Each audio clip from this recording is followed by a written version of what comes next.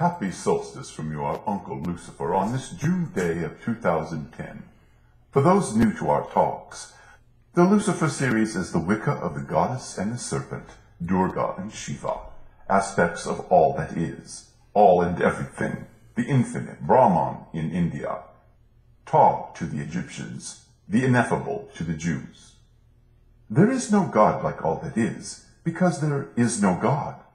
All that is more than any god. Gods are simply hub consciousness gestalts in the mass psyche of mortals. They have no reality outside the human imagination. But the human imagination is far more powerful than one might, imagine.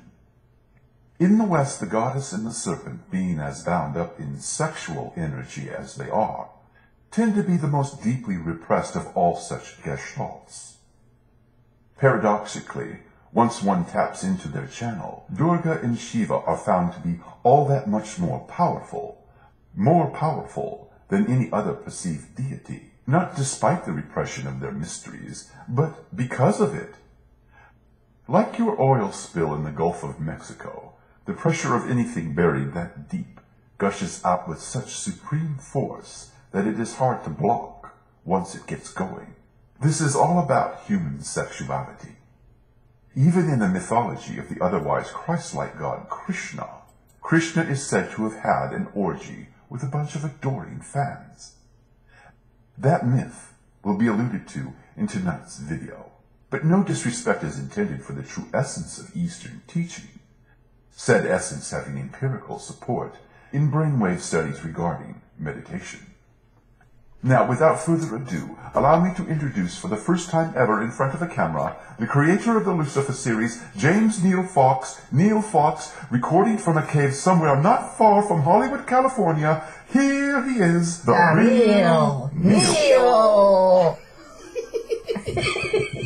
Now, a while back, before Fox had a webcam, he was flamed in a video by a young man, Obanarian Shivaji 999. Narian for short. Calls himself Narian. The name Narian means, among other things, resting place of water. Water. Sanskrit, you know. The modern equivalent, I suppose, would be Mr. Restroom. Mr. Restroom.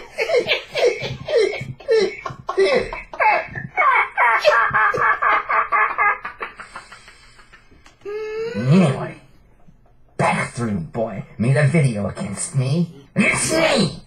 It went on about how I had made a joking comment about Krishna's phallus, the god's male procreative organ. Young Narian's flame started out funny, possibly even unserious, but either an under-par delivery or deliberate malice put his intent in doubt, you could say.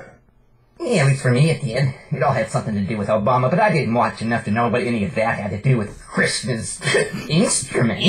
Yes, and for all Fox knows, the video could have ended with one of Narian's brotherly I love you mood swings. Oh, whatever. But later, after insisting the video was just a joke, the young man's messages had all manner of judgments about what was lacking in Fox, that his sense of the occult was what he called abstract. Meaning that I do not believe in who knows what it is I'm supposed to believe in that Corporal Toilet believes in?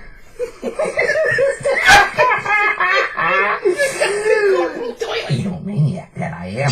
Yes, in a message, Captain Drano called me. You called him egomaniac. But he said like it was a bad thing. Kept calling me a Satanist, too. At first I thought, hey, he thinks that'll bug me. What was unusual is that Fox and young Narian were really friendly for weeks. Forget that. Ancient history. My feeling is the day he attacked me, he was wanting to play the spiritual equivalent of Batman to my Joker. Which I would have thought he'd want the other way around. It's not like he doesn't have a sense of humor. Besides, what did I say anyway?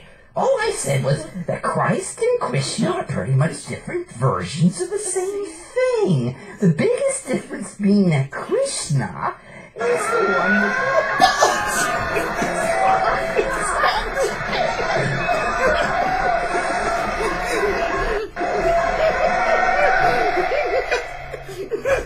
Don't you think that's putting it discreetly enough?